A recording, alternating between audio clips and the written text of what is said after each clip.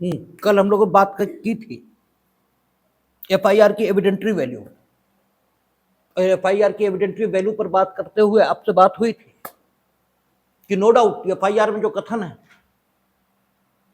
वे police अधिकारी के समक्ष है और पुलिस अधिकारी ने उन्हें राइट डाउन किया है, लेकिन वे अन्वेषण के दौरान नहीं है। अन्वेषण उसके बाद शुरू होगा, क्योंकि एफआईआर की लास्ट लाइन जब राइट डाउन हो जाएगी, अन्वेषण का प्रारंभ तब होगा। इसलिए जो अन्वेषण के दौरान और पुलिस अधिकारी के द्वारा अभिलिखित किए गए कथन हैं, उन पर जो प्रतिबंध कानून के द्वारा साक्ष्यिक उपयोग के संबंध में लगाया गया है, वो प्रतिबंध एफआईआर पर लागू नहीं होता। और यही वो एक स्थिति है जो एफआईआर के साक्ष्यिक मूल्य को बहुत बढ़ा देती है।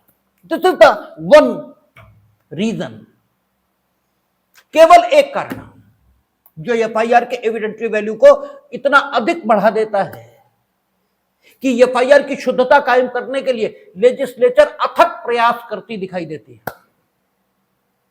आपने देखा था कि अगर मौखिक एफआईआर एसएचओ को दी गई है तो अपेक्षित था कि न सिर्फ राइट डाउन करेगा, उसे पढ़कर सुनाएगा, हस्ताक्षर लेगा, उसकी प्रति देगा संबंधित व्यक्ति को, यानी इंफॉर्मेंट को। और आगे हम लोग देखेंगे कि अपेक्षित यह भी हो जाएगा कि वो इंफॉर्मेशन जो कि एसएचओ को मिली थी तत्काल भेजी जाए किसको? कंसर्निंग मजिस्ट्रेट को। अगर नहीं भेजी जाती है तो उसका प्रभाव क्या आएगा, इसका अध्ययन भी हम करेंगे। लेकिन ये सारे प्रश्न इस ओर इशारा करते हैं कि विधायिका इस बात के लिए बहुत विजिलेंट है कि एफआईआर शुद्ध रहे। क्यों? एफआईआर का साक्ष्यिक मूल्य ये बहुत अधिक है, बहुत अधिक। मीनिंग देयर बाय सिर्फ एफआईआर से सजा नहीं हो जाएगी, कारण FIR is not a substantive piece of evidence. वो सारभूत साक्ष्य का भाग नहीं है। और सारभूत साक्ष्य क्या होता है? कल हमने चर्चा की थी कि सारभूत साक्ष्य का अर्थ है कि साक्ष्य के तौर पर जो कुछ प्रस्तुत किया गया है वो स्वयं इतना पर्याप्त है कि वह विवादक तथ्यों को साबित कर देने की प्रवृत्ति और क्षमता दोनों रखता है। अगर ऐसा कोई साक्ष्य है उसे हम सारभूत साक्ष्य कहते हैं। एफआईआर विवादित तथ्यों का वर्णन करती है, उनके घटने का समय आदि बताती है, उनको घटित करने वाले का नाम बताती है, लेकिन विवादित तथ्यों का वह ऐसा सबूत नहीं है कि उसके आधार पर ही यह मान लिया जाए कि विवादित तथ्य अस्तित्व में रहे होंगे। सिर्फ उसके आधार पर नहीं माना जाएगा। इसीलिए कहा जाता है कि एफआईआर ये स्वयं में कोई सारभूत साक्ष्य नहीं है, अर्थात ये विवादित तथ्यों को साबित या ना साबित करने की प्रवृत्ति और क्षमता स्वयं में नहीं रखती है। केवल इस आधार पर नहीं माना जा सकता कि विवादित तथ्य अस्तित्व में रहे होंगे कि एफआईआर विवादित तथ्यों के अस्तित्व में रहने का वर्णन करती है। सिर्फ इसलिए विवादित तथ्यों को अस्तित्व में नहीं मान सकते क्योंकि वो सबस्टेंटिव पीस ऑफ एविडेंस नहीं है, वो सारभूत साक्ष्य का भाग नहीं है। हमने डाइंग डिक्लेरेशन के उदाहरण के माध्यम से आपको बताया था कि डाइंग डिक्लेरेशन विवादित तथ्यों के अस्तित्व में होने का सारभूत साक्ष्य है। सारभूत साक्ष्य अर्थात अगर डाइंग डिक्लेरेशन प्रूव हो गया तो सिर्फ डाइंग डिक्लेरेशन के आधार पर विवादित तथ्य अस्तित्व में रहे थे, यह बात मानी जा सकती है। क्योंकि डाइंग डिक्लेरेशन किससे संबंधित होता है? व्यक्ति की मृत्यु से। या उस संव्यवहार की किसी तात्विक परिस्थिति से जिस संव्यवहार के अंतर्गत उस व्यक्ति की मृत्यु ठीक है घटित हुई, जिस व्यक्ति की मृत्यु का कारण न्यायालय के समक्ष चल रही कार्यवाही में प्रश्नगत हो गया, तो उसकी मृत्यु का कारण सिर्फ और सिर्फ डाइंग डिक्लेरेशन से साबित हुआ माना जा सकता है। एफआईआर के साथ ऐसी बात नहीं, क्योंकि यह सारभूत साक्ष्य का भाग नहीं है। एफआईआर कहती है ए ने बी का कत्ल किया, ए कहता है हमने किया ही नहीं। अब विवादित तथ्य क्या है, क्या ए ने बी का कत्ल किया? तो सिर्फ एफआईआर के आधार पर यह नहीं माना जा सकता कि ए ने बी का कत्ल किया, क्योंकि वो सारभूत साक्ष्य का भाग नहीं है। लेकिन अगर बी का डाइंग डिक्लेरेशन में मौजूद हो, और बी का डाइंग डिक्लेरेशन मौजूद होने के कारण से यह बात मानी जा सकती है कि ए ने बी का कत्ल किया होगा, क्योंकि डीडी ये सारभूत साक्ष्य का भाग है। एफआईआर सारभूत साक्ष्य का भाग नहीं, लेकिन फिर भी एफआईआर का जो साक्ष्यिक मूल्य है यह उन कथनों की अपेक्षा बहुत अधिक है जो अन्वेषण के दौरान पुलिस अधिकारी के द्वारा अभिलिखित किए जाएंगे। अन्वेषण के दौरान और पुलिस अधिकारी के द्वारा उन कथनों की अपेक्षा एफआईआर में किए गए कथन बहुत अधिक साक्ष्यिक मूल्य के हैं। क्यों? एफआईआर में जो वर्णित तथ्य हैं ये विवादित तथ्यों के अस्तित्व में होने अथवा न होने के संबंध में परिस्थितियों को सुनिश्चित करते हैं, और साक्ष्य स्वयं दो प्रकार का होगा। एक, विवादित तथ्यों को स्वयं किसी ने अस्तित्व में आते हुए देखा है, तो ऐसे साक्ष्य को हम क्या बोलते हैं? प्रत्यक्ष, डायरेक्ट एविडेंस। और साक्षी को क्या बोलते हैं? चक्षुदर्शी साक्षी, आई विटनेस। इसके अलावा जो आपके विवादित तथ्य हैं इनके अस्तित्व में आने की कुछ सर्कमस्टांसेस हैं, कुछ परिस्थितियां हैं, और वे परिस्थितियां ये तय करती हैं कि विवादित तथ्य अस्तित्व में रहे होंगे। क्योंकि अगर कोई भी घटना घटी है तो एक समय पर घटी होगी, किसी स्थान पर घटी होगी, किसी ने घटित की होगी, उसे कुछ लोगों ने हो सकता देखा हो, तो उन सबके बारे में एक ब्रीफ इंफॉर्मेशन ये एफआईआर से मिलती है। इसलिए और फिर एक स्वाभाविक मानव वृत्ति है कि अगर उसके साथ कोई घटना घटी तो वो घटना को घटित करने वाले को दंडित कराना चाहता है। ये एक ऐसी प्रोबेबिलिटी है, ये एक ऐसी संभाव्यता है, ये एक ऐसा मानव स्वभाव है जिसके कारण से एफआईआर की जो एविडेंटरी वैल्यू है ये तत्काल बढ़ती है। क्योंकि एफआईआर कितनी प्रॉम्प्ट है, कितनी बिना विलंब के, कितनी शीघ्र लिखाई गई है, ये तय करता है कि व्यक्ति ने मानव स्वभाव के अनुरूप काम किया है या काम नहीं किया। और अगर मानव स्वभाव के विपरीत उसने काम किया तो डेफिनेटली उसका कोई कारण है। इसीलिए कहा जाता है कि अगर एफआईआर में विलंब है तो आप स्पष्टीकरण दीजिए क्यों विलंब है, और अगर नहीं दे पाएंगे तो फिर आपके मामले के लिए यह घातक हो सकता है। सिर्फ इससे मामला नहीं छूटेगा, सिर्फ इससे नहीं छूटेगा, क्योंकि वो सबस्टेंटिव पीस ऑफ एविडेंस नहीं है, लेकिन अभियोजन के मामले को संदेह की नजर के साथ देखने के लिए यह एक आधार हो सकता है। यह एक परिस्थिति है जो अभियोजन के मामले को संदिग्ध बनाती है। सिर्फ इसी पर नहीं हो जाएगा कुछ भी, सिर्फ इस आधार पर नहीं छूट जाएगा, लेकिन यह एक परिस्थिति है जो न्यायालय को सावधान कर रही है कि अब इनके मामले को थोड़ा गंभीरता के साथ देखना है। यह अब झूठ भी हो सकता है। यह पहली सर्कमस्टांस है जो उसे उसके झूठ होने की ओर इशारा करती है। इसीलिए एफआईआर की एविडेंटरी वैल्यू है। कहा? धारा 11 में यह रिलीवेंट परिस्थिति हो जाएगी, क्योंकि धारा 11 कहती है कि हर ऐसी परिस्थिति जो विवादित तथ्यों के घटित होने को अत्यधिक अधिसंभाव्य या अत्यधिक अनधिसंभाव्य करती है, वे सारी परिस्थितियां सुसंगत हैं। ये पहले धारा 11 थी, अब धारा 9 है।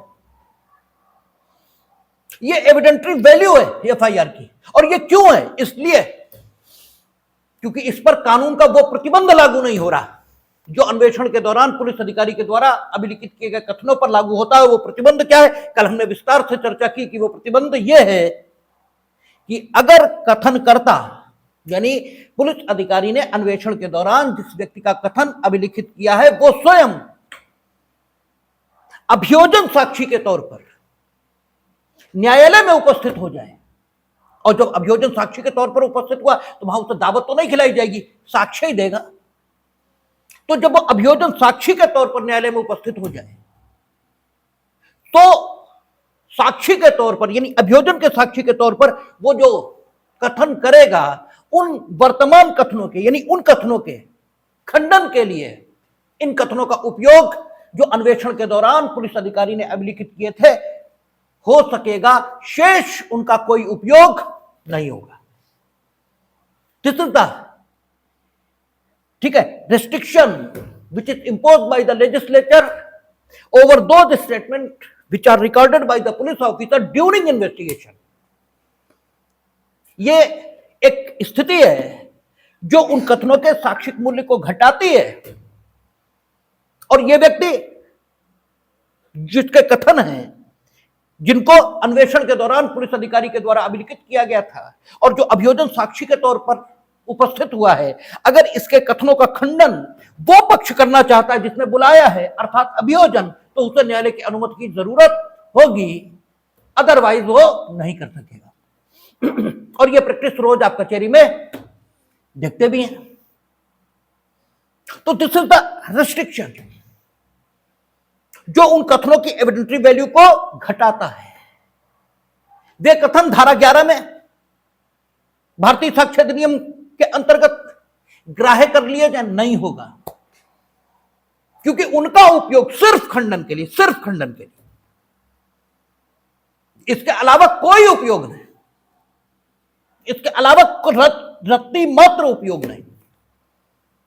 इसके अलावा रत्ती मात्र उपयोग नहीं कहने का अर्थ यह है, इसके अलावा जो उनका उपयोग है वो सिर्फ इतना होता है कि जब आप जमानत मांगने आते हैं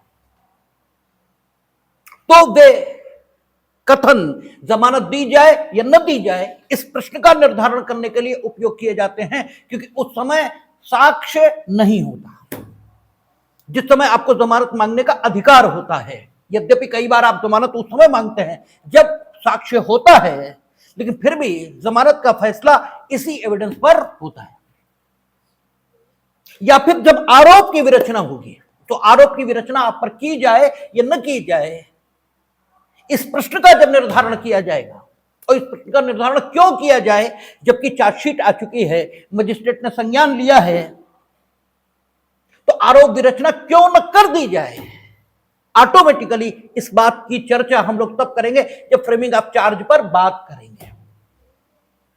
लेकिन फिलहाल आप इतना समझ लें कि आरोप की विरचना की जाए या न की जाए इस प्रश्न का निर्धारण करने के लिए भी इन कथनों का उपयोग होता है। शेष अभियुक्त की दोषिता और निर्दोषिता पर निर्णय करने के दृष्टिकोण से इन कथनों का कोई उपयोग नहीं, सिवाय इसके कि कथनकर्ता अगर अभियोजन साक्षी के तौर पर न्यायालय में उपस्थित है तो उसके वर्तमान कथनों का खंडन करने के लिए इन कथनों का उपयोग किया जाए। लेकिन एफआईआर में आप देख रहे हैं ऐसी बात नहीं है, क्योंकि आप इस तथ्य को न्यायालय के समक्ष जोर शोर से उठाते हैं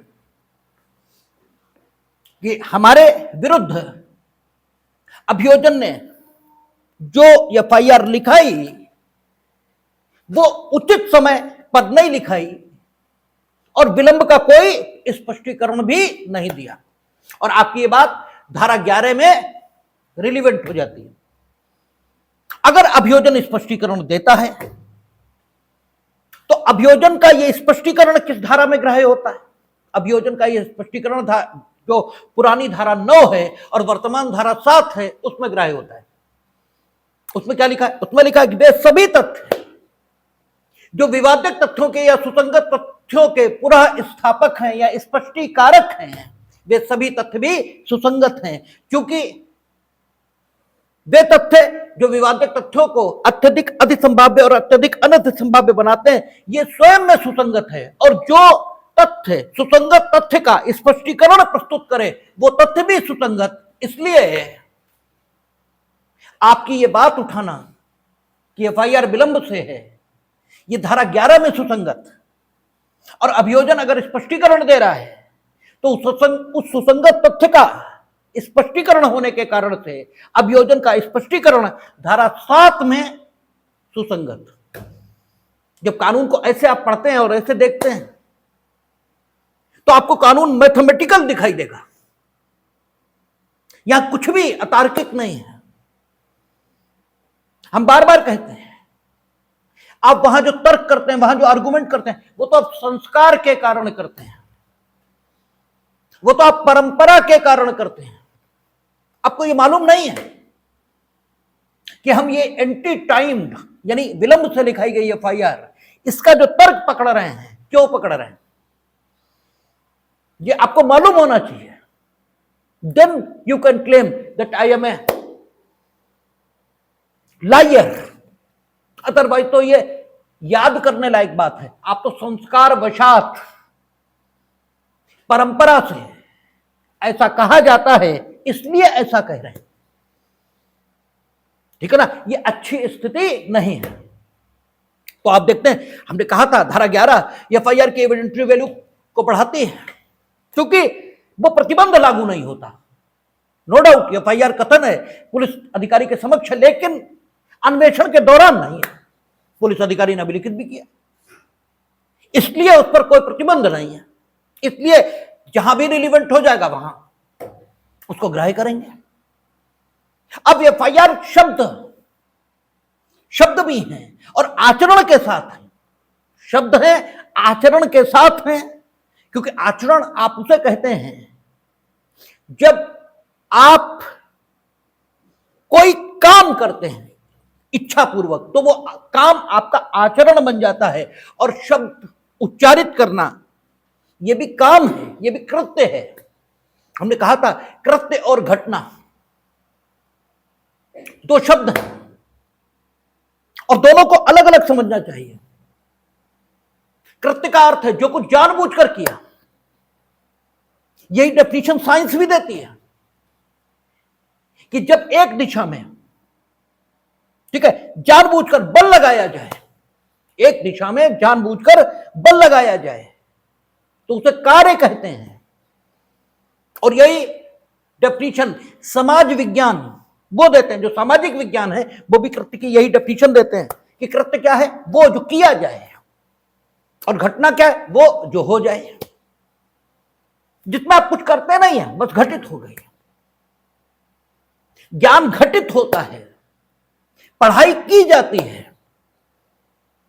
ठीक है, ज्ञान तो घटित होता है, घटित ही हुआ। चाहे जेम्स वार्ड हो, चाहे बुद्ध हो, चाहे महावीर हो, चाहे एडिसन हो और चाहे न्यूटन हो, ज्ञान घटित होता है, पढ़ाई की जाती है। पढ़े लिखे सेकंड ग्रेड लोग हैं, ज्ञानी फर्स्ट ग्रेड लोग हैं, और ज्ञान प्राप्त होता है, पढ़ाई की जाती है। तो पढ़े लिखे लोग हमारे दृष्टिकोण से तो सेकंडरी ग्रेड होते हैं, ठीक है। तो आपका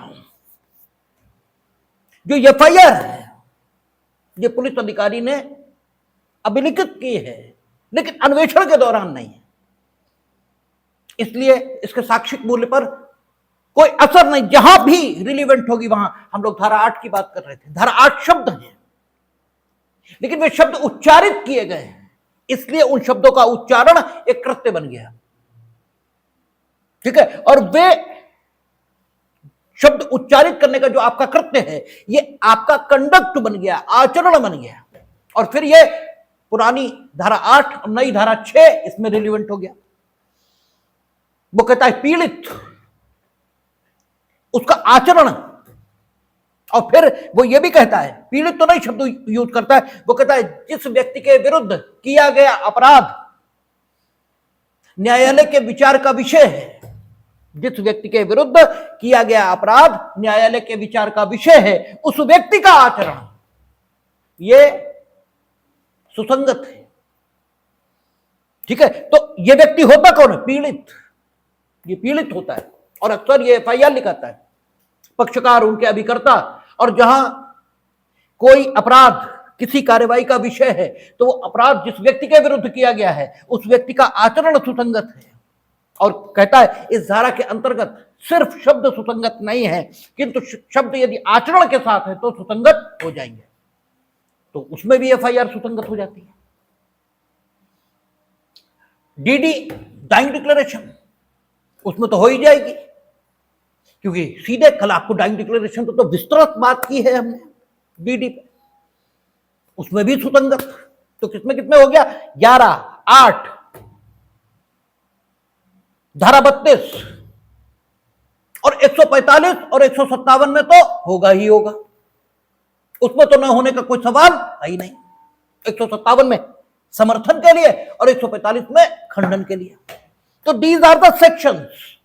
हम इन पर बात इसलिए किए कि एक बार संक्षेप में आपका रिवाइज हो जाएगा, क्योंकि ये बहुत इंपॉर्टेंट बात है। और उसके बाद हमने बात यह भी की थी कि कई बार अभियुक्त स्वयं एफआईआर लिखा देता है, और जब स्वयं लिखाता है वो, तो एफआईआर और स्वयं अपने खिलाफ लिखा देता है कि हमने किया ऐसा, देन वो कन्फेशन बिफोर पुलिस होगा और फिर उसे नहीं पढ़ा जा सकेगा धारा 25 की वर्जना के कारण, क्योंकि धारा 25 यही कहती है। और कल हम 2 केस डीडी पर गलत कोड कर गए। बलविंदर सिंह, जो पलविंदर कौर है, वो कन्फेशन पर है, डीडी पर नहीं है। ठीक है, तो अगर हमसे कुछ गलत कोड हो गया है और बेयर में आप पढ़ेंगे, किताबों में पढ़ेंगे तो कुछ और मिल रहा है, तो फिर मेरी बात मानने की जरूरत नहीं है, किताब और बेयर की ही बात मानने की जरूरत है। लेकिन इतना गलत कभी कोड भी नहीं होगा। रिदम होता है, कई बार दिमाग स्लिप करता है और कुछ का कुछ निकल जाता है, तो उतना आप करेक्ट कर लेंगे। बाकी डीडी आदि की डेफिनेशंस में, उसकी परिभाषा में, उसके एक्सप्लेनेशन में कोई गलती नहीं है। केस ला पी कोटैया भी गलत कोड नहीं हुआ, बस बाकी 2 गलत कोड हो गए, तो ये आप अपना करेक्ट कर लेंगे। एफआईआर पर हम लोगों ने बात की थी। अब सवाल यह है कि जो एसएचओ है थाने का, इसे किन अपराधों के संबंध में अन्वेषण की ताकत है? सवाल यह है। अच्छा, सबसे पहला सवाल, अन्वेषण की ताकत कहां है? तो 156(1) एसएचओ को अन्वेषण की ताकत देता है, और एसएचओ को जो अन्वेषण की ताकत 156(1) दे रहा, वह उसकी ऐसी ताकत है जिसका उपयोग करने के लिए उसे किसी की परमिशन की जरूरत नहीं, भारत के राष्ट्रपति की भी नहीं, किसी की भी नहीं। यह एसएचओ कानूनन अधिकार संपन्न है, और राष्ट्रपति भी हिंदुस्तान के अगर अधिकार संपन्न है तो कानून के बल पर ही।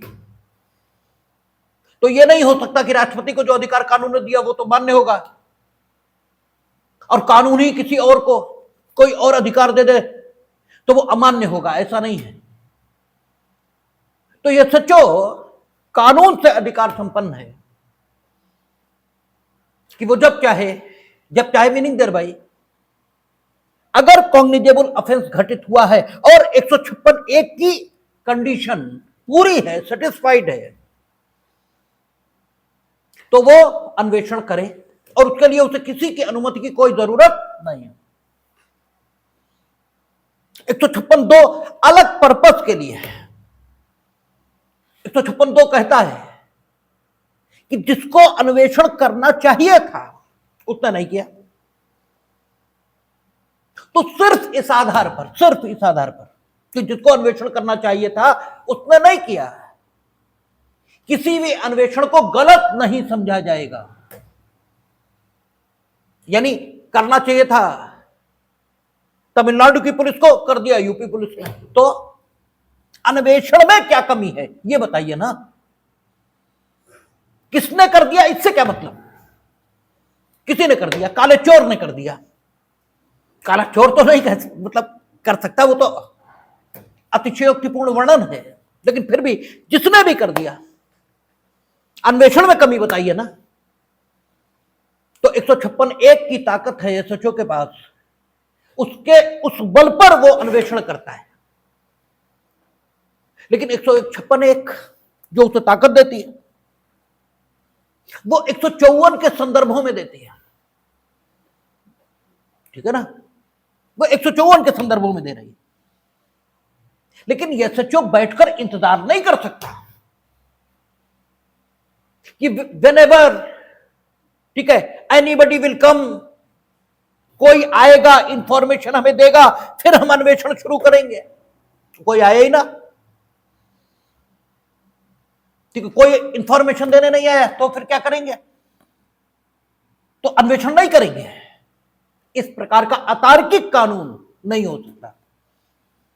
लेकिन यह भी समझ लीजिए कि यह भी नहीं हो सकता कि कानून में कोई प्रोविजन ना हो, यह भी नहीं हो सकता। इसीलिए हम बार बार कहते हैं कि जब आप कानून पढ़ना शुरू करो तो दिमाग में सवालों के ढेर पैदा होते हैं, और हम बार बार कहते हैं कि पास होने के लिए मत पढ़िए, सिलेक्शन के लिए मत पढ़िए। सिलेक्शन ऑटोमेटिकली होता है, और नहीं भी होगा तो क्या हो जाएगा। नानी पालकी वाला सुप्रीम कोर्ट के जज थे, उन्हें तो जजशिप रिफ्यूज, ठीक है, ऑफर भी होती तो शायद रिफ्यूज कर देते, क्योंकि बहुतों ने कर दी, और सुप्रीम कोर्ट की जजशिप, ठीक है, तुम्हारे सिविल जो जूनियर डिवीजन की जजशिप नहीं, बहुतों ने कर दी। लेकिन अगर आप जानकारी के लिए पढ़ेंगे तो कानून खुद में बहुत शानदार है, और आप जब भी चीज जानकारी के लिए पढ़ते हैं तो उसका अपना ही आनंद है, और वो जब आती है तो आती ही है और बहुत ढंग से, ठीक है, आपको योग्य बनाती है, और उससे चीजें मिल ही जाती हैं जो आप चाहते हो। तो पढ़ने के लिए, पास होने के लिए तो कतई मत पढ़िए, वो तो सभी हो जाएंगे। कानून की फील्ड में पास होना कोई समस्या नहीं है। तो सवाल यह है कि अगर एसएचओ को इंफॉर्मेशन नहीं मिली तो फिर एसएचओ क्या घर पे बैठा रहेगा। तो 157 हम लोग पढ़ेंगे, जो पुरानी 157 है, और अब कितनी हो गई, 176 हो गई होगी, हाँ ठीक, 176। इसके अंतर्गत भी एसएचओ को अन्वेषण की ताकत है। ये 157(1) वो भी एसएचओ को अन्वेषण की ताकत देती, यानी केवल 154 मत लिखिए, ठीक है, केवल 154 नहीं। जब 154 में उसे मिलेगी कॉग्निजेबल ऑफेंस की इंफॉर्मेशन, तो 154 में जब मिलेगी तो 156(1) की ताकत का इस्तेमाल करके वो अन्वेषण प्रारंभ कर देगा। यानी 156(1) must be read by you along with section 154, ठीक है। ये पुरानी सीआरपीसी कोड कर रहा हूं, वर्तमान में तो हो जाएगा 175, ठीक है, must be read by you along with section 173, वो हो जाएगा। और उसके बाद अन्वेषण की ताकत कहां मिल रही, 177, वो 157 सब सेक्शन 1, जो अब 176 हो गया, 176 सब सेक्शन 1, यहां भी अन्वेषण की ताकत उसे मिल रही है एसएचओ को। और एसएचओ अन्वेषण कब कर सकेगा, अगर मान लीजिए एसएचओ करता ही नहीं, एसएचओ करता ही नहीं, तो मजिस्ट्रेट अन्वेषण का आदेश उसे दे सकता है। कहां, 176(3), ठीक है, 175(3) है शायद, 175(3), जिसे आप पहले 156(3) कहते थे, उसमें एसएचओ अन्वेषण के लिए आदेशित किया जा सकता है। इसके अलावा अन्वेषण कब करना पड़ेगा एसएचओ को, हम लोग देखेंगे 159 आएगा, 159 में 19 जोड़ लीजिए, कितना आएगा, जितना भी आएगा, वर्तमान का सेक्शन वो हो गया, मेरा ख्याल 178 हो जाना चाहिए। जब 178 पे पहुंचेंगे तब देखेंगे मजिस्ट्रेट को अगर इंफॉर्मेशन मिल रही है, कि अगर कॉग्निजेबल ऑफेंस कहीं हुआ है या इन्वेस्टिगेशन की जरूरत, तो वो इन्वेस्टिगेशन का आदेश दे सकता है। ठीक है, और वो 175(3) से अलग परिस्थिति है। 175(3) की परिस्थिति नहीं है, वो अलग ढंग की परिस्थिति है। उसमें भी देखेंगे कैसे होता है, क्या होता है। इसके अलावा जब सेक्शन 200 में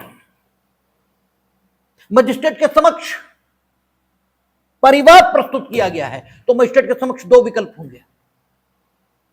एक, सेक्शन 200 अब जो है वो बदल गया होगा, सेक्शन 210 शायद हो गया है, 223 हो गया है। अच्छा, तो जो 223 वर्तमान में है और पुराना जो 200 है, उसमें जब मजिस्ट्रेट के समक्ष परिवाद रखा गया है जांच के लिए, परिवाद तो 2D में डिफाइन है और 200 में उसके समक्ष किया जाएगा और वो जांच कर सकता है, जो वर्तमान 223 है, तब उसके सामने दो विकल्प होंगे। या तो वो परिवाद पर संज्ञान ले ले, या तो संज्ञान ले ले, और संज्ञान ले लिया तो बात खत्म हो गई। ठीक है, संज्ञान ले लिया तो बात ही खत्म।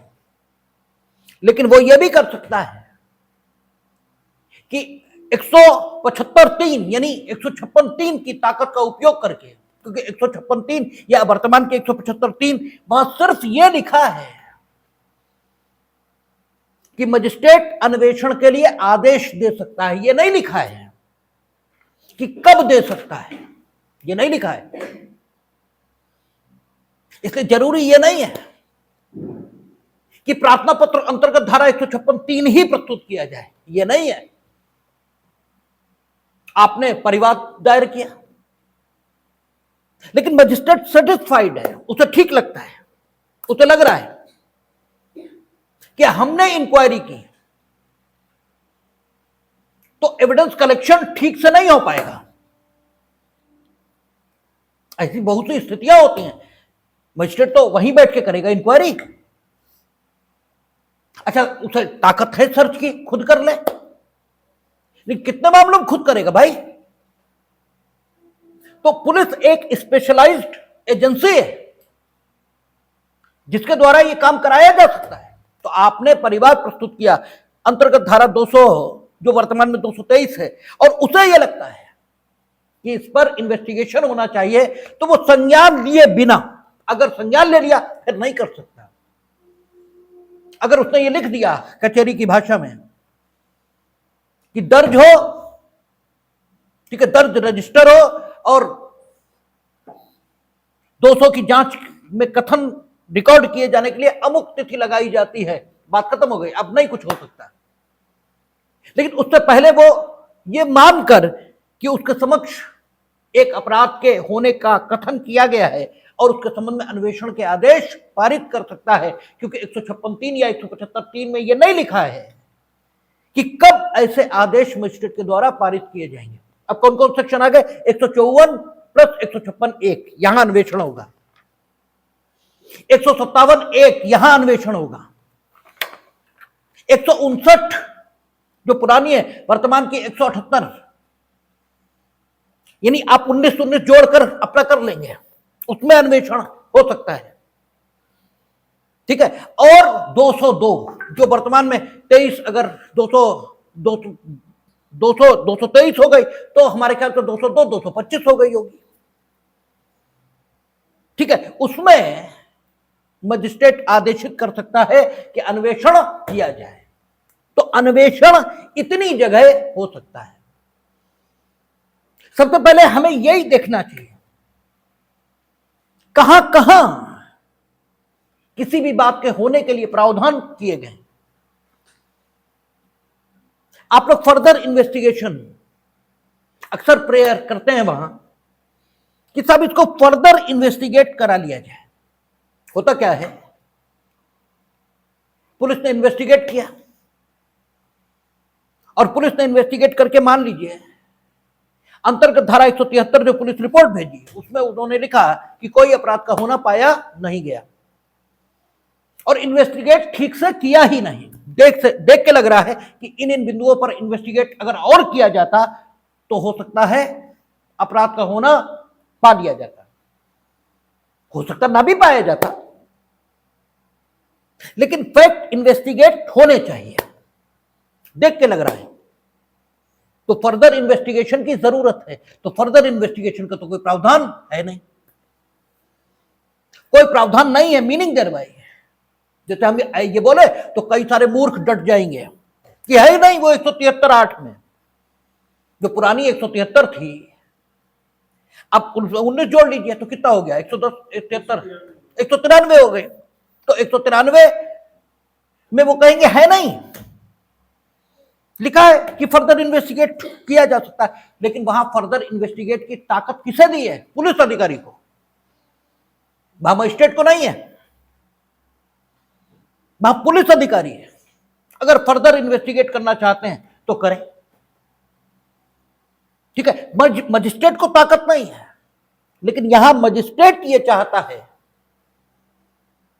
कि मामला फर्दर इन्वेस्टिगेट हो, क्योंकि पुलिस अधिकारी वो तो ये कह ही रहे कि मामले में कोई दमी नहीं है। उनने तो 193(3) में भेजी थी पुलिस रिपोर्ट। भाई जब वो भेजी चुके तो फर्दर इन्वेस्टिगेट क्यों करेंगे? उन्हें करना होता तो करना लेते, लेकिन फिर भी मजिस्ट्रेट फर्दर इन्वेस्टिगेशन के ऑर्डर्स दे सकता है, देता है, और उसकी ये ताकत आरुषि मर्डर केस में सुप्रीम कोर्ट ने भी कंफर्म की है। किस किस प्रोविजन के आधार पर, कौन सा सेक्शन? तो फिर 175(3) में जो ताकत दी है, जिसे आप 156(3) की ताकत कहते आए हैं, उसी ताकत के आधार पर, उसी ताकत के आधार पर वो अन्वेषण का आदेश देता है, फर्दर इन्वेस्टिगेशन का। क्योंकि ये नहीं लिखा है 175(3) में या 156(3) में कि मजिस्ट्रेट अन्वेषण के लिए आदेश कितनी बार दे सकता है, ये नहीं लिखा है। ये भी नहीं लिखा है कि कब दे सकता है, ये कुछ नहीं लिखा है। बस सीधे ये लिखा है कि अन्वेषण के लिए आदेश दे सकता है, बात खत्म है। और कानून में जो मना नहीं है वो सब कुछ होगा, जो मना नहीं वो सब, क्योंकि 157 की ताकत किसकी है? पुलिस अधिकारी की, ठीक है ना। 159 की ताकत कब है? जबकि उन्हें सूचना मिल रही कॉग्निजेबल ऑफेंस हुआ, यहां तो एफआईआर मिल रही है कि कॉग्निजेबल ऑफेंस नहीं हुआ, यहां तो उलट सूचना मिल रही है ना, यहां तो पुलिस रिपोर्ट प्रस्तुत हो रही है, ठीक है ना। तो 159 भी नहीं, 157 भी नहीं, 154 भी नहीं, 202 भी नहीं, ठीक है ना, 200 भी नहीं। तो फिर किस सेक्शन के आधार पर? अन्वेषण यही तो है, इसके अलावा कहां है? ठीक है। तो there is only one section, 175(3), या आपकी भाषा में कहें तो 156(3). इससे पहले आप 156(3) को भी बहुत नैरो स्पेक्ट्रम में देखते रहे हैं। 156(3) कोई नैरो स्पेक्ट्रम में समझी जाने वाली धारा नहीं है, ये ब्रॉड स्पेक्ट्रम में समझी जाने वाली धारा है। वहां मजिस्ट्रेट की शक्ति पर कोई प्रतिबंध नहीं है। और जब सीबीआई ने क्लोजर प्रस्तुत की थी आरुषि मर्डर केस में, तो मजिस्ट्रेट ने फर्दर इन्वेस्टिगेशन का आदेश किया था, और हम उस मजिस्ट्रेट से बड़े प्रभावित हुए थे जब आरुषि मर्डर केस में उसने ऑर्डर किए थे। तो हमने ये कहा था तत्कालीन समय में, जिन्हें भी हम पढ़ा रहे थे, इसका एक एक ऑर्डर कंफर्म होगा सुप्रीम कोर्ट से, और बिल्कुल सही ऑर्डर किया। ये एकदम लर्नेड आदमी रहा होगा, उसने वाकई पढ़ा होगा चीजों को, उसने एकदम फर्स्ट क्लास ऑर्डर किए थे। और ये ठीक है कि राजेश तलवार छूट गए, वो एक अलग बात है, लेकिन क्लोजर उसमें नहीं आ सकती थी। जो एविडेंसेस थे उसके मुताबिक ट्रायल तो चलना ही था, ट्रायल का रिजल्ट क्या होगा वो अलग बात थी, और वही हुआ। ट्रायल तो चला, ट्रायल छूट गया, वो एक अलग बात है। लेकिन राजेश तलवार, ठीक है, नीचे से कन्विक्ट हुए, हाईकोर्ट ने छोड़ा, हालांकि कन्विक्शन गलत ही था, तो हाईकोर्ट से कंफर्म हो गया, छूट गए, वो बात अलग है। लेकिन क्लोजर पर आरुषि मर्डर केस में क्या किया था उन्होंने? फर्दर इन्वेस्टिगेशन के ऑर्डर पारित किए थे, और उन्होंने कहा नहीं, क्लोजर उन्होंने सीधे संज्ञान लिया था, शायद सीधे संज्ञान लिया था, क्लोजर पर फर्दर इन्वेस्टिगेशन के ऑर्डर पारित किए थे, ये हमें इस समय याद नहीं है। लेकिन उस मजिस्ट्रेट ने अपने ऑर्डर में लिखा था कि जब भी आफ्टर इन्वेस्टिगेशन पुलिस रिपोर्ट प्राप्त होगी तो 3 विकल्प खुल जाएंगे मजिस्ट्रेट के समक्ष, जिनमें से एक विकल्प फर्दर इन्वेस्टिगेशन का भी होगा। और फर्दर इन्वेस्टिगेशन का ऑर्डर कहां करेगा? 156(3) या 175(3) के आधार पर। वहां यह नहीं लिखा है कि कब करेगा, बस सिर्फ इतना लिखा है कि कर सकता है। और अन्य जितने सेक्शन हैं जब उन्हें हम एनालाइज करते हैं तो वहां यह है कि कब करेगा, इसलिए उन सेक्शंस का उपयोग यहां पर नहीं हो पाएगा। ठीक है, तो यह सचो जनरली इन्वेस्टिगेशन के लिए इंपावर्ड है। कहां? 156(1) में। लेकिन किन अपराधों के, जैसे आप पढ़ें 156(1) या वर्तमान में 175(1), तो आपको 2 भागों में यह दिखाई देगा। सबसे पहले देखें क्या कहता है, कोई पुलिस थाने का भारसाधक अधिकारी मजिस्ट्रेट के आदेश के बिना, ये तो वो स्थिति का वर्णन कर रहा है कि कोई पुलिस अधिकारी अन्वेषण कर सकता है और मजिस्ट्रेट के आदेश की उसे कोई जरूरत नहीं है। ठीक है, ये तो परिस्थिति का वर्णन है।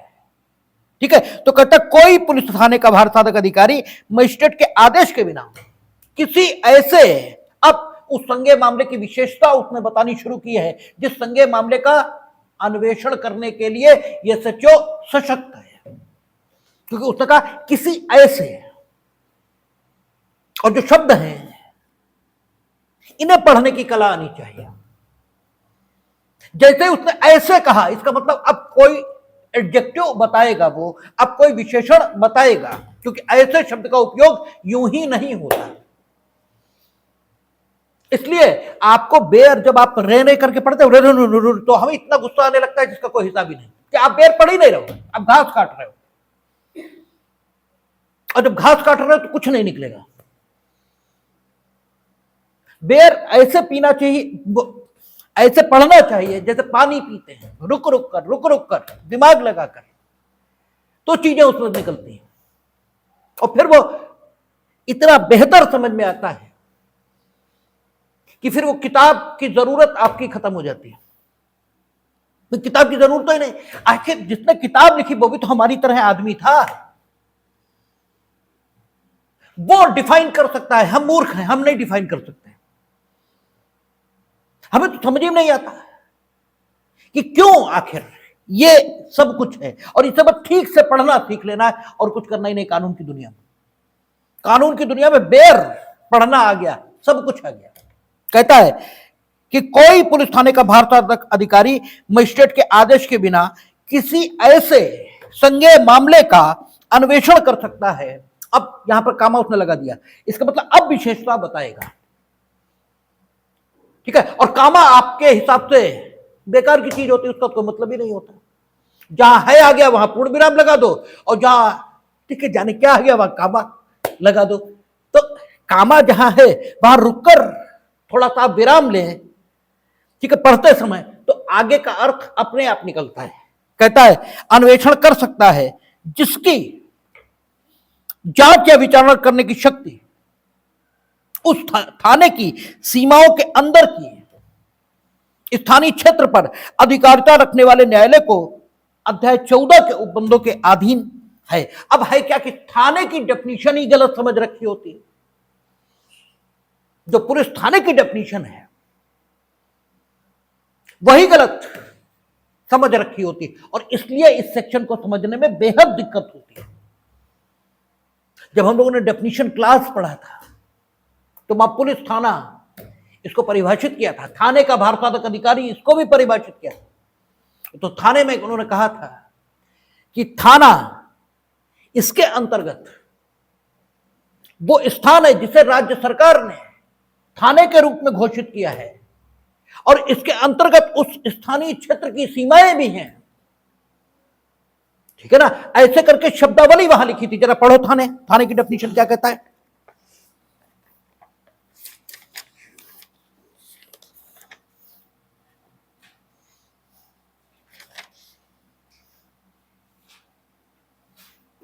कहता है पुलिस थाने से कोई भी चौकी या स्थान अभिप्रेत है जिसे राज्य सरकार द्वारा साधारणतया विशेषतया पुलिस थाना घोषित किया गया है।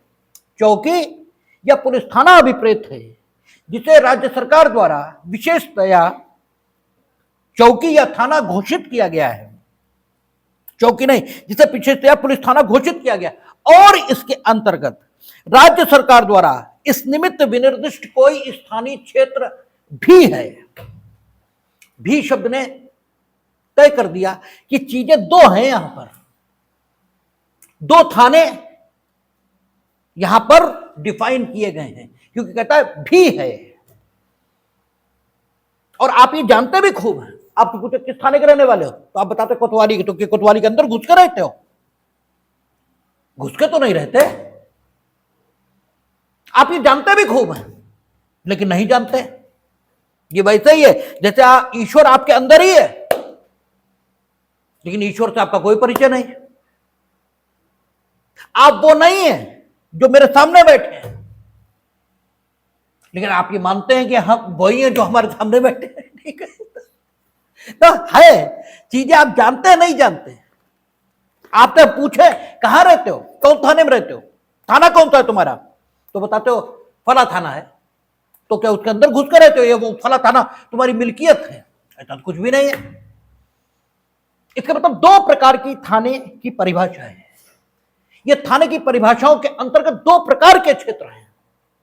पहला, जिसे राज्य सरकार ने विशेषतया साधारण या विशेष आदेश से थाना घोषित किया है। एक वो है जो सदर थाने की बिल्डिंग है, कोतवाली है, राज्य सरकार ने विशेष रूप से साधारण या विशेष आदेश से उसे थाना घोषित कर दिया। और इसके अंतर्गत राज्य सरकार द्वारा विनिर्दिष्ट स्थानीय क्षेत्र भी आता है। आप जिस थाना क्षेत्र में रहने की बात करते हो, वो विनिर्दिष्ट स्थानीय क्षेत्र राज्य सरकार ने उस थाने जिसे उसने थाना घोषित कर रखा है, उसके अंतर्गत घोषित कर दिया है। आप एक विनिर्दिष्ट स्पेसिफाइड लोकल एरिया में रहते हो और राज्य सरकार ने वो स्पेसिफाइड लोकल एरिया उस थाने के अंतर्गत घोषित कर दिया है, जिस थाने को उसने विशेषतया अपने साधारण या विशेष आदेश से थाना घोषित किया है। इसलिए उसने जैसे बता दिया कि this is the particular area, ये थाना सदर बाजार के अंतर्गत होगा। This is the particular area, ये कोतवाली के अंतर्गत होगा। अब जब आप उस पर्टिकुलर लोकल एरिया में रहते हो तो आप कहते हो हम इस थाने में रहते हैं। ठीक है ना। अब पर्टिकुलर लोकल एरिया, तो उस पर्टिकुलर लोकल एरिया में जब आप रहोगे तो और अन्य लोग भी रहेंगे, और जब अन्य लोग भी रहेंगे तो सब देवता तो होंगे नहीं, वो अपराध भी करेंगे। ठीक है ना। अपराध करने फरिश्ते तो आएंगे नहीं, ठीक है, देवता भी नहीं आएंगे, क्योंकि देवता और फरिश्ते की जो कल्पना है वो कल्पना ही यही है कि वे अपराध कर ही नहीं सकते। जो मासूम शब्द है वो एंजल्स और देवताओं के लिए ही उपयोग होता है, कि वो अपराध कर ही नहीं सकते। ठीक है, लेकिन इंसान के साथ तो ये स्थिति नहीं है। वो तो ऊपर भी जाएगा, नीचे भी जाएगा, वो देवता भी हो सकता है और वो पशु भी हो सकता है। इसीलिए उसे विशेष प्रकार का क्रिएशन ईश्वर का ये माना है। पशु तो पशु है, पशु पैदा हुआ, पशु ही रहेगा, पशु ही मरेगा। आदमी पैदा भी नहीं हुआ था, जब पैदा हुआ तो वो आदमी नहीं था, क्योंकि वो क्या है पता नहीं, वो सिर्फ एक संभावना है। जब आदमी पैदा हुआ तो क्या था, मियर पॉसिबिलिटी। वो डकैत भी हो सकता था, वो बुद्ध भी हो सकता था। पैदा होते समय आदमी सिर्फ संभावना है, इसके अलावा कुछ नहीं है। और वो संभावना ऊपर भी जाती है और नीचे भी जाती है। ठीक है, तो जब पर्टिकुलर एरिया है जिसे राज्य सरकार ने इस रूप में घोषित किया है, उसमें आप रह रहे हैं तो अन्य लोग भी रहेंगे, और अन्य लोग भी रहेंगे तो लड़ेंगे भी, अपराध भी करेंगे। तो उस लोकल एरिया में जितने अपराध होंगे उनका विचारण करने की अधिकारिता भी किसी न्यायालय को प्राप्त होगी। ठीक है ना। भाई उन अपराधों के विचारण की अधिकारिता रखने वाला कोई न्यायालय भी तो होगा, नहीं तो विचारण कौन करेगा? एक थाना होगा। थाना कौन सा होगा? जिसे राज्य सरकार विशेषतया थाना घोषित करेगी। लेकिन इस थाने के अंतर्गत एक स्थानीय क्षेत्र भी होगा, यह भी राज्य सरकार घोषित करेगी। उस स्थानीय क्षेत्र में लोग निवास करेंगे। जब लोग निवास करेंगे तो उस स्थानीय क्षेत्र में अपराध भी होंगे, और जब अपराध भी होंगे तो उन अपराधों के न्याय निर्णयन के लिए अदालतें भी होंगी। ठीक है, यहां तक तो कोई दिक्कत ही नहीं।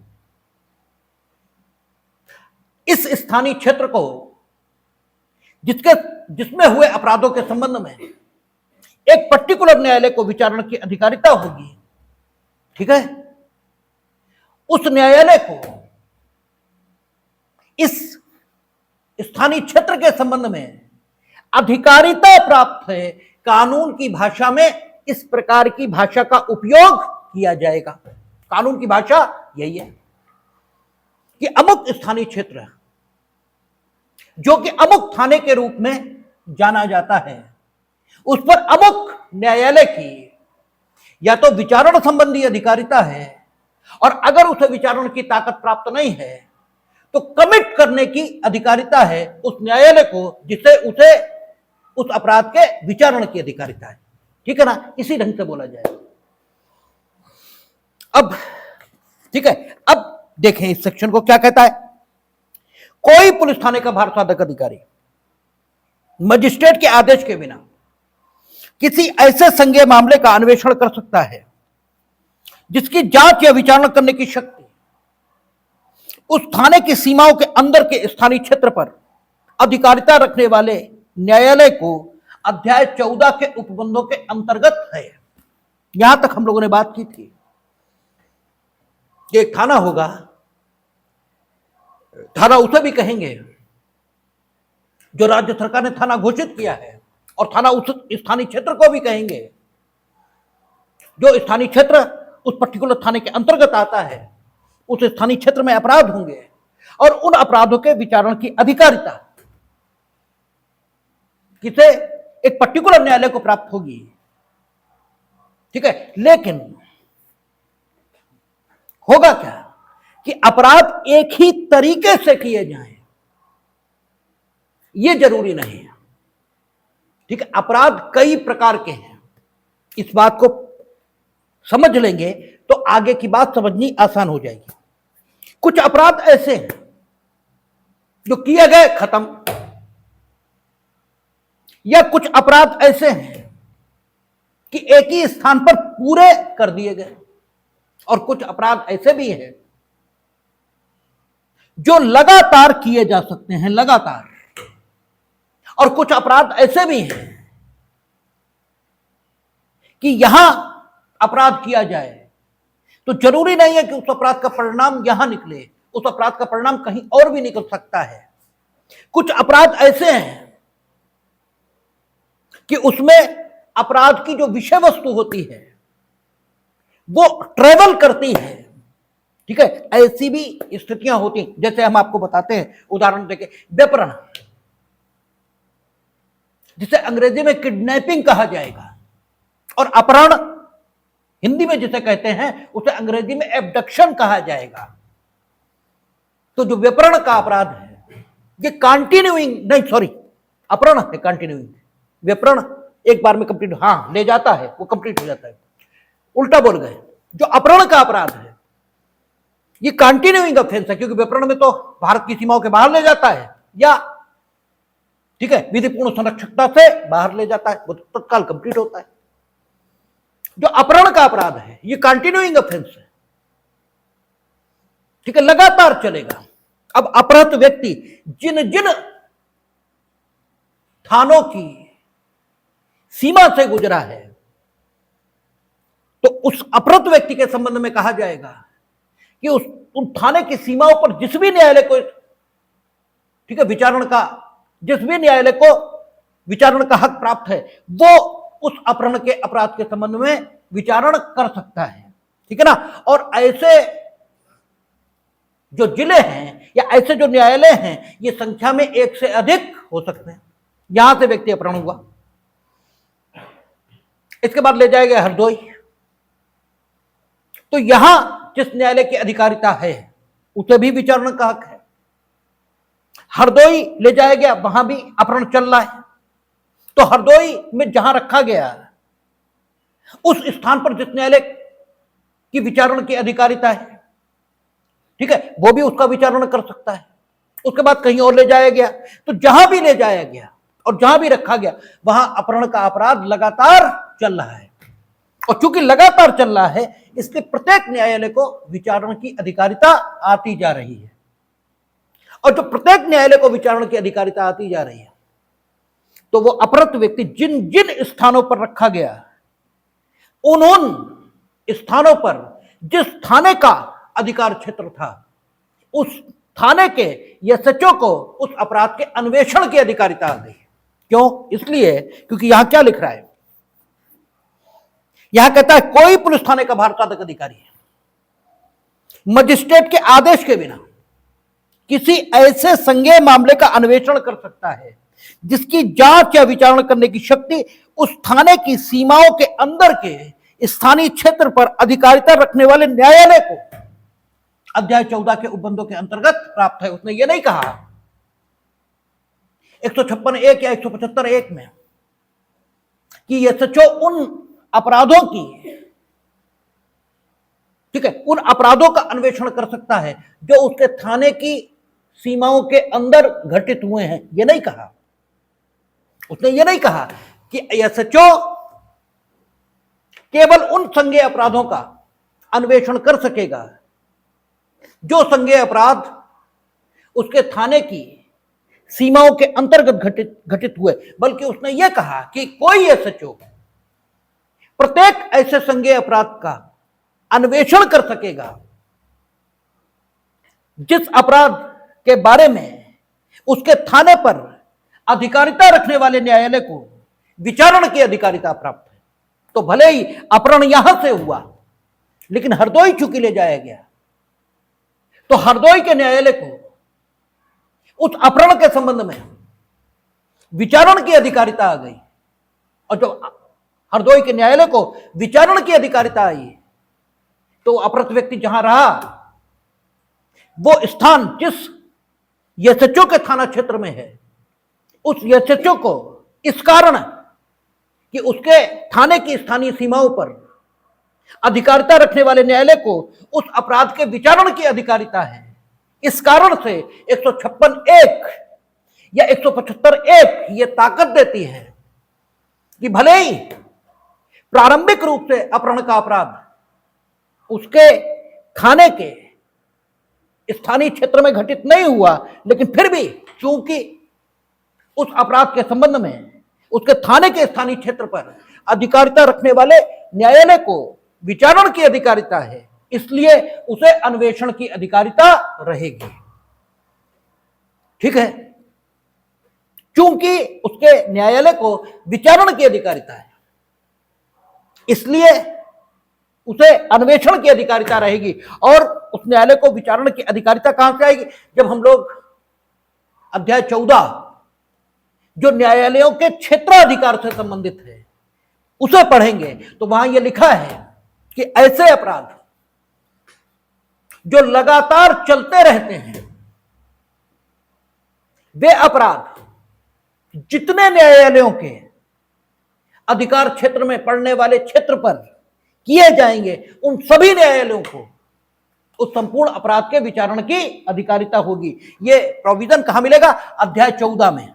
इसीलिए उसने कहा कि अध्याय 14 के उपबंधों के अंतर्गत यह एसएचओ के थाना क्षेत्र पर जिस न्यायालय को विचारण की अधिकारिता है, उस न्यायालय के द्वारा जिन जिन अपराधों का विचारण किया जा सकता है, उन सब अपराधों के अन्वेषण की अधिकारिता यह एसएचओ को रहेगी। केवल उन अपराधों के अन्वेषण की अधिकारिता एसएचओ को हो जो एसएचओ के थाना क्षेत्र में घटित हुए हैं, ऐसी बात नहीं है। कुछ अपराध कैसे होते हैं? परिणाम उत्पन्न करते हैं। आपने गोली मारी, ये परिणाम उत्पन्न करता है कि आदमी की मृत्यु हो सकती है, होगी जरूरी नहीं है। आपने यहां गोली मारी, आदमी रेफर हो गया, मेडिकल कॉलेज चला गया, उसकी मृत्यु मेडिकल कॉलेज में हुई है। मेडिकल कॉलेज एक पर्टिकुलर थाना क्षेत्र में है और यह स्थान भी एक पर्टिकुलर थाना क्षेत्र में है।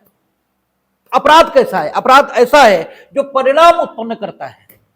जब अध्याय 14 में हम लोग लोकल कोर्ट, जो क्रिमिनल कोर्ट्स हैं, उनके जुडिक्शन को देखेंगे तो वहां प्रोविजन मिलेगा।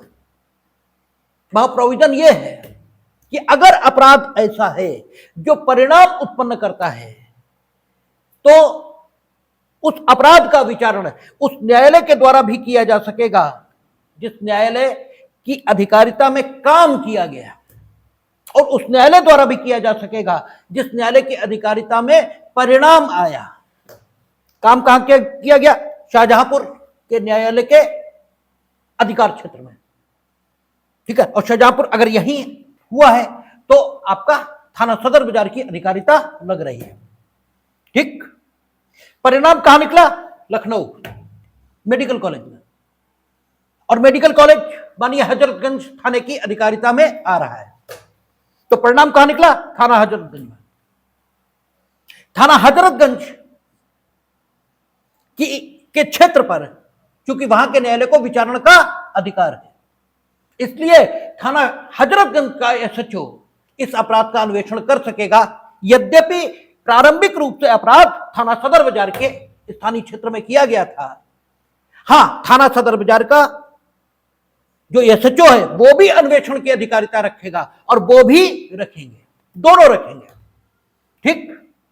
लेकिन दोनों करेंगे नहीं। अधिकार होना अलग बात है और अधिकार का उपयोग करना अलग बात है, ठीक है। अभी हम लोग अधिकार की बात कर रहे हैं, अधिकार के उपयोग की बात नहीं कर रहे हैं। हमें बहुत से अधिकार हैं लेकिन हम उनका उपयोग नहीं करते। इसलिए नहीं करते क्योंकि उनका उपयोग करना ठीक नहीं है, ठीक है। जरूरत ही नहीं उनके उपयोग की। अधिकार तो दिया जाता है किसी ऐसी परिस्थिति के लिए जो अपवादिक हो, ठीक है। तो यहां नॉर्मली जो अन्वेषण चलता है वो अन्वेषण उस थाने के एसएचओ द्वारा किया जाता है।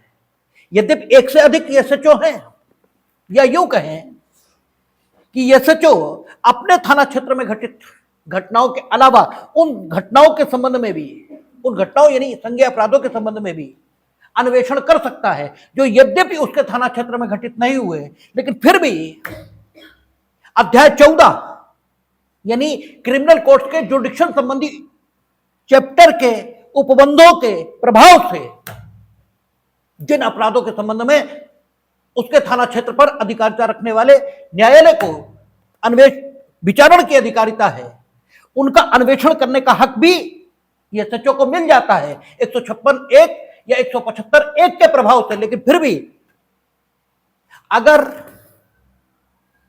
अपराध को साबित कर सकने लायक साक्ष्य ये एसएचओ के थाना क्षेत्र में उपलब्ध नहीं है तो उसे उस अपराध का अन्वेषण नहीं करना चाहिए। जैसे यहां गोली लगी, मृत्यु हुई लखनऊ, नो डाउट 156(1) के प्रभाव से हजरतगंज के एसएचओ को भी विवेचना की ताकत आ गई, वो भी कर सकते हैं। और यहां भी हो सकती है, यहां भी हो सकती है, क्योंकि यहां प्रारंभिक रूप से अपराध हुआ, इसलिए यहां भी है और वहां भी है, क्योंकि यहां कार्य किया गया और वहां परिणाम निकला। दोनों जगह हो सकती है। लेकिन अगर ये एसएचओ लखनऊ करें यानी एसएचओ हजरतगंज करें तो वो पुलिस रिपोर्ट कहां देंगे? वहां के न्यायालय को। विचारण कहां चलेगा? वहां के न्यायालय। साक्षी कहां रहेंगे? शाहजहांपुर में। साक्षी वहां जाएंगे, परेशानी होगी, ठीक है। साक्ष्य सारा कहां मौजूद है? यहां। तो ठीक है, कॉन्करेंट जुडिक्शन उन्हें है, कॉन्करेंट जुडिक्शन उन्हें है, लेकिन उन्हें करनी नहीं चाहिए, ठीक है ना। अधिकार होना अलग बात है और अधिकार का सम्यक उपयोग ये दूसरी बात है, ठीक है। अधिकारों का सम्यक उपयोग होना चाहिए, इसलिए उसी स्थान पर नॉर्मली ये सचो अन्वेषण करते हैं जिन स्थानों पर अन्वेषण करने पर साक्ष्य संकलित होने की सबसे अधिक सुविधा होती है। नॉर्मल ये है, जैसे चोरी का मामला है, जब हम लोग क्रिमिनल कोड का जुडिक्शन पढ़ेंगे तो देखेंगे, वहां कहते हैं कि चोरी, अगर अपराध चोरी का है तो जहां चोरी हुई, जहां चुराई गई संपत्ति बरामद हुई, या जहां चोर पकड़े गए, तीनों जगह विचारण हो सकेगा।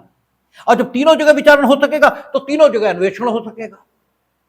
ठीक है ना, 156(1) के प्रभाव से। ठीक है, लेकिन अक्सर आप अदालत में सुनोगे, उन्हें क्या है कोर्ट साहब, उन्होंने कहा चुराई 411 है, 411 है चुराई गई संपत्ति का रखना, जानते हुए कि चुराई गई है।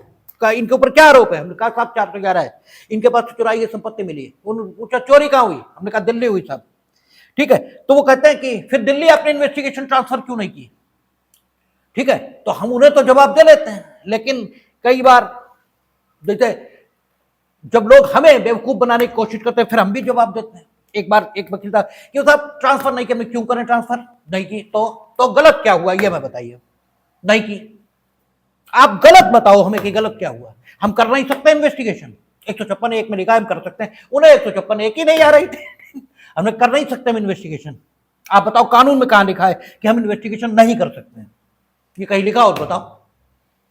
चुराई की संपत्ति वहां बरामद हुई, चुराई की संपत्ति यहां बरामद हुई, चोरी वहां हुई, तो वहां भी इन्वेस्टिगेशन हो सकता है, यहां भी हो सकता है। क्यों? क्योंकि विचारण की अधिकारिता वहां के न्यायालय को भी है और यहां के न्यायालय को भी है। लेकिन हां ये ठीक है कि बोले हमें आग लगाने की क्षमता है तो क्या आग लगा ही दोगे? भाई आग लगाने की क्षमता है तो आग लगाए तो नहीं दोगे? अरे भाई आग लगाना ठीक होगा, जहां लगाना ठीक होगा वहां लगाओ ना, ऐसे थोड़ी होता है। ठीक है, तो अधिकारिता की बात जब करेंगे तो 156(1) एसएचओ को उन संज्ञेय अपराधों के अन्वेषण की अधिकारिता दे रहा है जिन संज्ञेय अपराधों के विचारण की अधिकारिता अध्याय 14 के उपबंधों के आधार पर उसके थाना क्षेत्र पर अधिकारिता रखने वाले न्यायालय को प्राप्त है। जरूरी नहीं है कि वो अपराध जिसके संबंध में वो अन्वेषण करे उसके अपने थाना क्षेत्र में घटित हुआ हो, ये कतई जरूरी नहीं है। उसके थाना क्षेत्र में घटित होना उसके अन्वेषण की शक्ति के उपयोग की पूर्ववर्ती शर्त नहीं है। ठीक है, अन्वेषण की अधिकारिता का वह उपयोग करे जैसे चो, इसके लिए जो पूर्ववर्ती शर्त है वो सिर्फ इतनी है कि उसके थाना क्षेत्र पर अधिकारिता रखने वाले न्यायालय को उस अपराध के विचारण की अधिकारिता हो, यह है पूर्ववर्ती शर्त। ठीक है ना। और जब हम लोग अध्याय 14 के उपबंध पढ़ेंगे यानी क्रिमिनल कोड का जुडिक्शन, तो वहां हम देखेंगे कि बहुत बार ऐसा होगा कि न्यायालय जिसकी अधिकारिता की स्थानीय सीमाओं में अपराध मूल रूप से नहीं किया गया होगा, फिर भी अध्याय 14 के उपबंधों के आधार पर उस क्रिमिनल कोड को उस अपराध के विचारण की अधिकारिता ये आ जाएगी। और अगर ऐसा हुआ तो उस अपराध के संबंध में उस एसएचओ को अन्वेषण की अधिकारिता भी प्राप्त हो जाएगी, भले ही वो अपराध उसके अपने थाना क्षेत्र में नहीं हुआ है। ठीक है ना। तो अन्वेषण की अधिकारिता का संबंध न्यायालय की विचारण की अधिकारिता के साथ जुड़ा हुआ है। अपराध के होने के आधार पर अन्वेषण की अधिकारिता नहीं मिलती, लेकिन संज्ञेय अपराध के संबंध में उसकी अन्वेषण की अधिकारिता स्वतंत्र है और वह किसी मजिस्ट्रेट आदि के आदेश के बिना अन्वेषण कर सकेगा, ऐसा हक उसे 156(1) या 175(1) देती है। शेष बात कल करेंगे, देखिए।